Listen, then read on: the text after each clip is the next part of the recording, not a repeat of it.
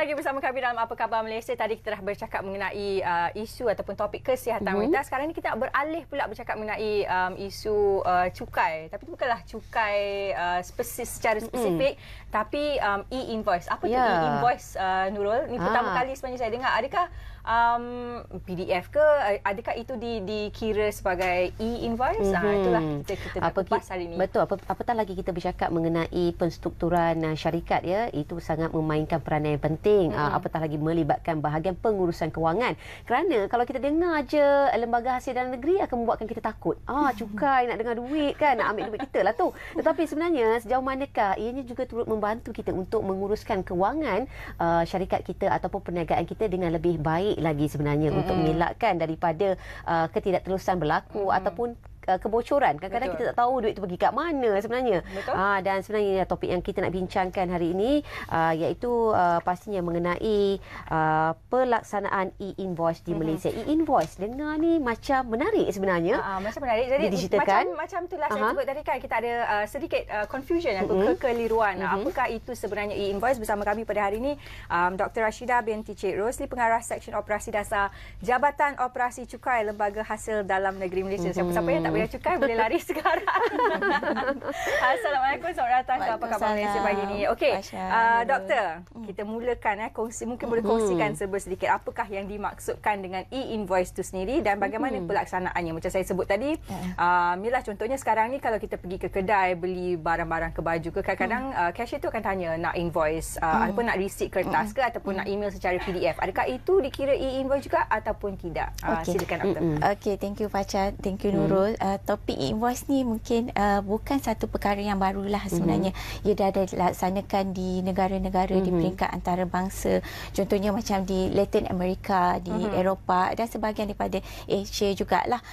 Dan mungkin saya bagi contoh macam Mexico dan juga Brazil. Dari segi pelaksanaan invoice ni dia dah dikonsiderkan dikira sebagai matang dari segi pelaksanaan. So jadi Malaysia bila kita nak laksanakan e-invoice ni pun kita memang belajar daripada negara-negara yang telah laksanakan ni dari segi dia punya kelebihan dan juga cabaran dia. That's why kita dah boleh melaksanakan e-invoice sekarang di Malaysia. Jadi macam Fasha ada tanya apa sebenarnya e-invoice ni kan. So e-invoice ni betul ia adalah satu dokumen komersial dalam bentuk digital. So maklumat-maklumat dalam e-invoice tu sama dengan maklumat yang ada dalam invoice kertas seperti mana yang kita panggil dokumen invoice komersial lah, termasuklah maklumat barang, kuantiti dan sebagainya. Cumanya bezanya dari segi pelaksanaan my invoice ni di Malaysia ni, pembayar cukai perlu mengumpulkan invoice ni kepada lembaga hasil untuk tujuan proses validasi dulu sebelum invoice tersebut dikemukakan kepada pihak pembeli lah. Kalau tengok macam sekarang aktiviti perniagaan biasa ni, invoice tersebut terus dikeluarkan daripada penjual kepada pihak pembeli. So dari segi pelaksanaan invoice ni perlu dikemukakan kepada lembaga hasil dululah untuk proses validasi. Okey. Dan doktor, kita nak tahu juga apakah objektif untuk pelaksanaan e-invoice ini di Malaysia? Okey. So pelaksanaan e-invoice ni objektif dia adalah selari jugalah.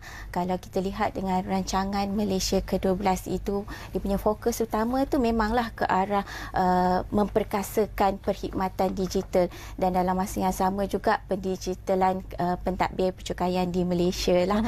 Dan kalau kita lihat sebenarnya e-invoice ni dia memang menyokong dari segi orang kata meningkatkan persekitaran digital. Kalau kita tengoklah zaman COVID dulu kan, ramai yang telah expose, telah terdedah dengan perniagaan secara digital. Ini yang kita kata e-invoice ni memang menyokong jugalah dari segi pelaksanaan perniagaan dalam persekitaran digital ini juga.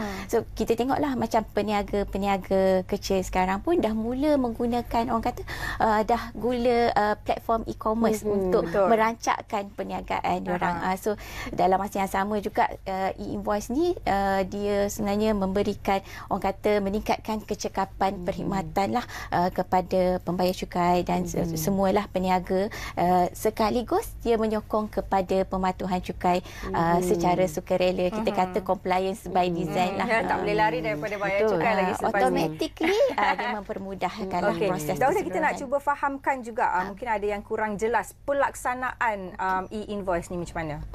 Okey, dari segi pelaksanaan seperti yang telah diumumkan melalui bajet lah. Pertama sekali diumumkan bajet 2023 dan seterusnya yang baru-baru ini yang diumumkan oleh Yang Amat Berhormat Perdana Menteri sendirilah pada bajet 2024 yang lalu sudah menyatakan bahawa pelaksanaan ni akan dibuat secara berfasa. Jadi berdasarkan kepada pendapatan dan juga jualan tahunan, ini kriteria lah untuk tentukan timeline ataupun timeline mandatory pelaksanaan invoice. Jadi kategori pertama adalah pada 1 Ogos 2024 iaitu pembayar cukai yang mempunyai pendapatan ataupun jualan tahunan melebihi 100 juta dan ke atas, dan seterusnya bagi pembayar cukai yang mempunyai pendapatan 25 juta hingga 100 juta pada 1 Januari 2025 dan keseluruhan pembayar cukai adalah pada 1 Julai 2025.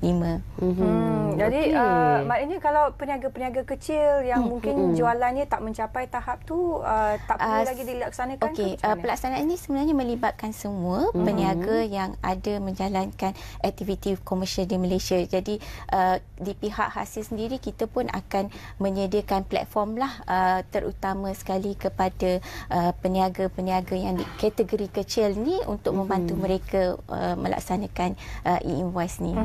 Dari segi platform pula, sebab tadi masa kita borak-borak adalah doktor sebutkan sistem e-invoice ni akan ada sistem ataupun platformnya yang tersendiri, di mana semua e-invoice tu akan dimasukkan dalam platform tu. Mungkin doktor boleh jelaskan penggunaan platform itu. Okey.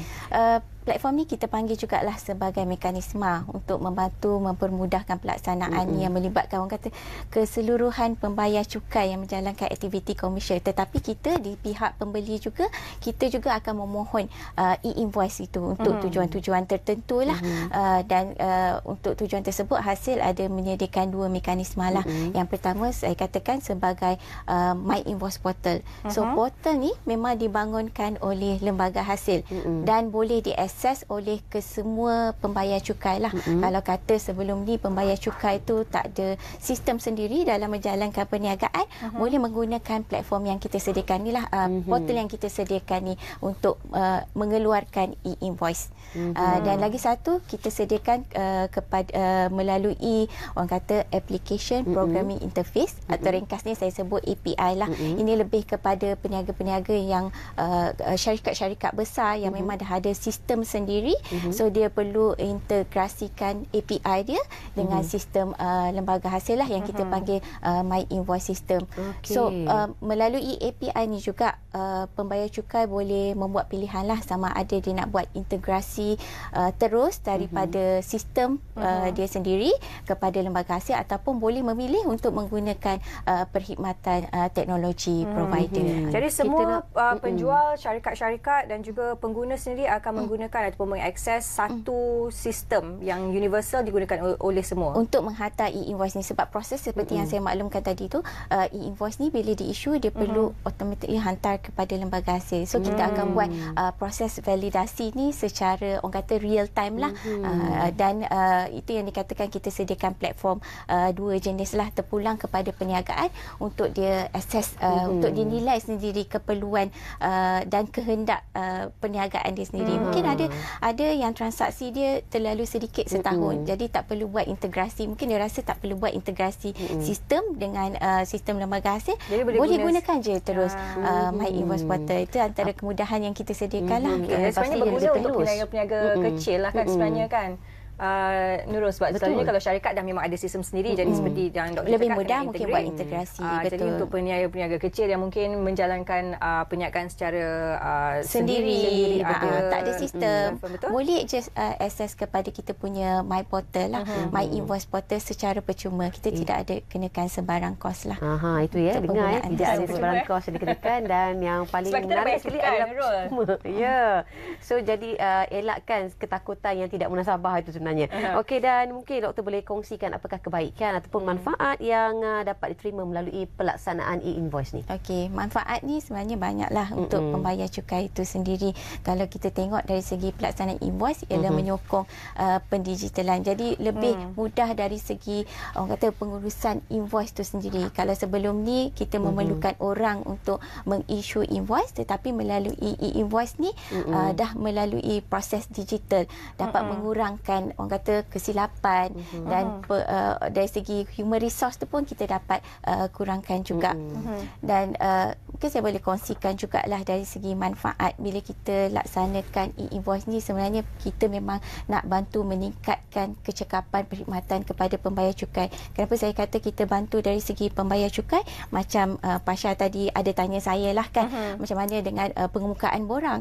Bila maklumat e-invoice tu telah masuk di lembaga hasil, kita akan serta maklumat tu kita dah boleh prefill dah maklumat di dalam borang nyata. Dan dari segi documentation pun dah boleh akses bila-bila masa melalui My Invoice Portal. Dan kita lihat jugalah kalau kata syarikat tu besar, dia dah buat automasi sistem, integrasi sistem dengan sistem lembaga hasil, dia dapat mengurangkan kos lah pada jangka masa panjang tu, kos tu akan dapat lebih dikurangkan dan meningkatkan kecekapan orang kata keseluruhan operasi perniagaan itu sendirilah. Mungkin di peringkat permulaan memang banyak perlu buat persediaan, tetapi dalam jangka masa seterusnya akan lebih mudahlah dari segi pengurusan operasi keseluruhan perniagaan itu sendiri. Jadi memudahkan dari segi pengguna pula sebenarnya, ia memudahkanlah dari segi kalau tak sekarang ni kita nak kena semua kena buat secara manual kan, nak kena attach receipt dan sebagainya. Jadi dengan penggunaan e-invoice ni sebenarnya, sebab invoice tu dah memang sedia ada masuk dalam sistem, bila kita nak buat submission untuk cukai, nak buat tax claims ke dan sebagainya, invoice tu dah sedia ada dalam sistem e-invoice tu. Doktor, kita nak tahu juga mengenai e-invoice ini akan dilaksanakan pada tahun ini juga ya. Bilakah ianya dijangka akan dilaksanakan dan apa yang perlu pembayar e-cukai pembayar cukai perlu lakukan mulai sekarang sebenarnya? Okey. Memang akan dilaksanakan pada tahun ini. Dia punya kriteria berdasarkan kepada jumlah tahunan, pendapatan tahunan dan jualan tahunan kan. 1 Ogos untuk 100 juta dan ke atas, 1 Januari 25 juta hingga 100 juta dan keseluruhan pembayar cukai pada 1 Julai 2025. Jadi apa yang kita boleh cakap dekat sini, walaupun belum sampai lagi masa yang ditetapkan tu, dah terus boleh mula sekarang, buat persediaan sekarang. Akses kepada microsite e-invoice yang kita telah sediakan untuk melihat kepada garis panduan. Dari masa ke semasa memang hasil akan muat naik garis panduan. Kita ada juga garis panduan spesifik dan lebih boleh saya katakan persediaan di peringkat pembayar cukai itu, inilah masa yang sesuai untuk lihat semula, nilai semula proses perniagaan mereka, yang mana yang perlu diperbetulkan, yang mana perlu ditambah baik. Begitu juga kalau kita tengok dari segi sistem lah, sama ada menilai sistem sedia ada untuk kita tengok untuk memastikan pematuhan kepada pelaksanaan e-invoice ni, untuk melihat sama ada perlu menaik taraf sistem itu sendiri dan sebagainya. Tapi mungkin perkara penting juga yang perlu diberi perhatian oleh semua peniaga, mempunyai orang kata dedicated team lah, termasuk dari segi operasi, dari segi teknologi dan juga dari segi orang kata perundangan dan sebagainya, supaya duduk di dalam satu team bagi tujuan pelaksanaan e-invoice ni. Ini perkara penting lah yang kita nampak untuk membantu melancarkan pelaksanaan e-invoice ni. Dan sebenarnya semoga pelaksanaan e-invoice ni sebenarnya dapat mengurangkan ataupun boleh kita elakkan apa segala ketirisan ataupun orang kata pelarian cukai. Nak mengelak daripada cukai. Betul. Sebab dia kaitkan balik dengan compliance by design, so automatically semua pembayar cukai akan patuh. Tak ada sebab untuk orang lari daripada membayar cukai. Baik, itu sahaja masa yang kita ada bersama Dr. Rashidah. Cik Rosi, kita bercakap mengenai pelaksanaan e-invoice di Malaysia. Itu dia antara topik sikit sebanyak yang kita kongsikan di pagi Jumaat ini. Begitu menarik sekali sebenarnya. Terima kasih kita ucapkan. Saya belajar banyak benda hari ini.